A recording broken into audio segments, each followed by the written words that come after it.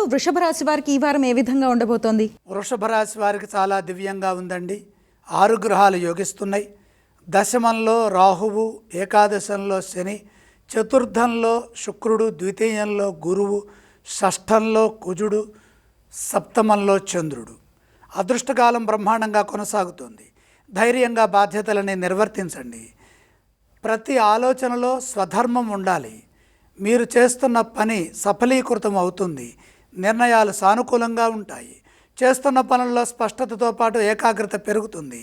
ఏ పని చేస్తే త్వరగా విజయం లభిస్తుందో అదే చేస్తారు. ఆత్మవిశ్వాసం సడలకుండా కార్యక్రమాలు త్వరగా, చక్కగా, జాగ్రత్తగా, అనుకూలంగా పూర్తి చేసుకోండి. సకాలంలో బాధ్యతలను నిర్వర్తించి మంచి ఫలితాలని సాధించండి. కాలం అనుకూలంగా ఉంది. వృత్తి, ఉద్యోగ, వ్యాపారాల్లో నైపుణ్యం పెరుగుతుంది. ఒంటరిగా ఉండవద్దు. చెడు ఆలోచనలు చేయవద్దు.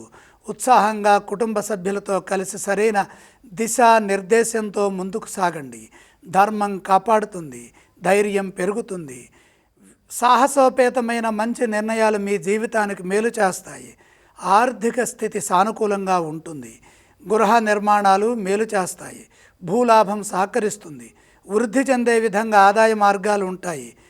పట్టుదలతో చేసే పనులు అభీష్ట సిద్ధిని ప్రసాదిస్తాయి. నిరంతర సాధన మేలు చేస్తుంది.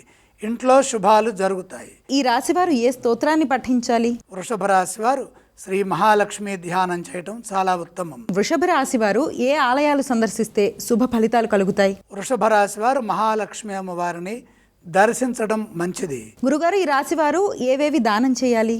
దానాలు అవసరం లేదు.